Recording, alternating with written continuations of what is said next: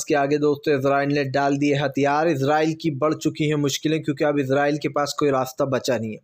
दरअसल आपको बताते चले दोस्तों, जिस इजराइल ने पूरी शान शौकत से ये एक तरीके से वॉर शुरू किया था, अब वो इजराइल धीरे धीरे कर कर कमज़ोर पड़ता चला जा रहा है। इजराइल ने कभी नहीं सोचा होगा कि वह हमास के आगे इस तरीके से कमज़ोर पड़ेगा, क्योंकि दोस्तों हमास के साथ एक के बाद एक बड़े हाथ सामने आ रहा है जो कि हमास को मजबूत कर रहा है। क्योंकि कहा जाता है कि एक लकड़ी तो आप हाथ से तोड़ सकते हो, लेकिन अगर दोस्तों उस लकड़ियों का झुंड बना दिया जाए तो हाथ से तोड़ना बहुत मुश्किल हो जाता है, या फिर यूँ कहते हैं कि नामुमकिन हो जाता है।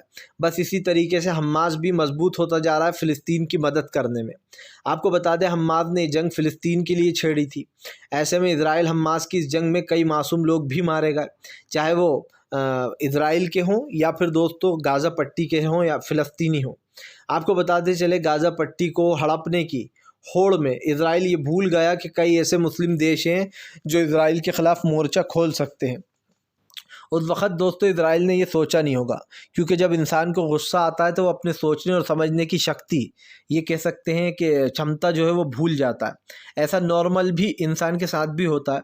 कभी आपको गुस्सा आता होगा, उसी वक़्त अगर आप वो एक्शन ले लेते हैं तो ये समझ लीजिए कभी कभी कुछ चीज़ गलत भी हो जाती है।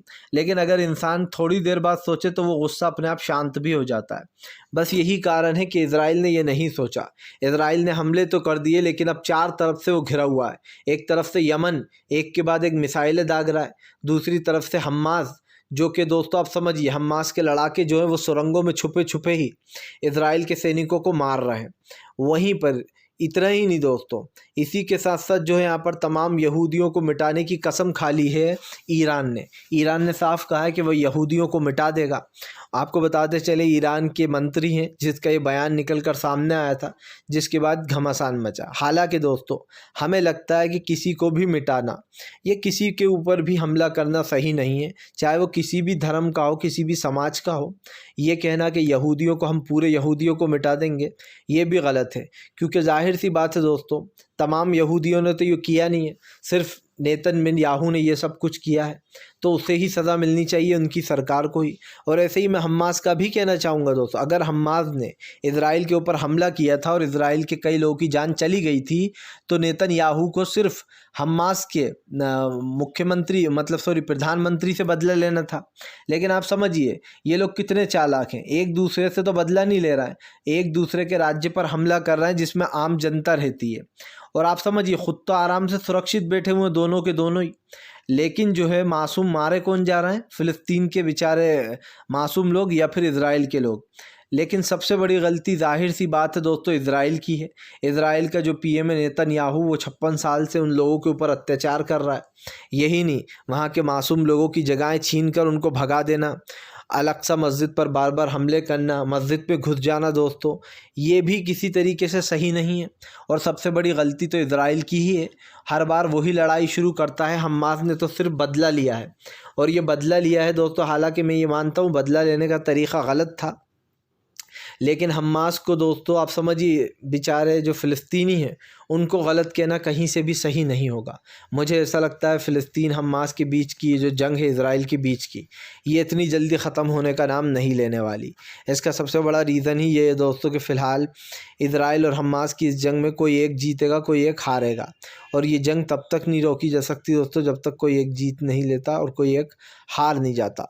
तो ये तो साफ़ हो चुका है कि फ़िलहाल अब वो मुश्किलें काफ़ी बढ़ चुकी हैं, और ऐसे में दोस्तों इजराइल वगैरह जो भी लोग हैं उन तमाम लोगों की जो मुश्किलें दोस्तों बढ़ती चली जा रही हैं, मतलब साफ़ है कि इजराइल को अपने घुटने टेकने ही पड़ेंगे। वो कुछ भी कर ले दोस्तों, कितना ही वॉर आपने देखा, रूस और यूक्रेन में कितना वॉर हुआ, लेकिन उसका कोई वो निकला हल ना। रूस यूक्रेन पे कब्ज़ा कर पाया, ना ही यूक्रेन कर पाया। हालांकि यूक्रेन ने तो लड़ाई शुरू ही नहीं की थी, रूस ने की थी। लेकिन ये लोग सिर्फ सोचते हैं कि हम कब्ज़ा कर लेंगे। ऐसे ही आप देख लेना, गाज़ा पट्टी में भी इजराइल अपना हमला या फिर कब्ज़ा नहीं कर पाएगा, क्योंकि इसका सबसे बड़ा रीज़न ये है कि आप सोचते तो हो, लेकिन वहाँ पर भी सेना है दोस्तों, और वो कहीं ना कहीं सपोर्ट कर रही है इजराइल को हटाने के लिए। जो हमास की सेना है या फिर हम कहते हैं हिजबुल्लाह संगठन है, उसका साफ कहना है कि वो फ़िलिस्तीनियों को कुछ नहीं होने देगा। और ऐसे में अब मुश्किलें भी बढ़ सकती हैं, क्योंकि तमाम चीज़ों पर एक राय तो तय हो चुकी है कि अब सरकार को उखाड़ के फेंकने का समय आ गया है वहाँ की नेतन्याहू सरकार को। और मुझे लगता है आने वाले समय में नेतन्याहू के भी दोस्तों परखच्चे उड़ ही जाएंगे, क्योंकि ऐसे में अब कोई सी सरकार वहाँ पर टिक नहीं पाएगी। फिलहाल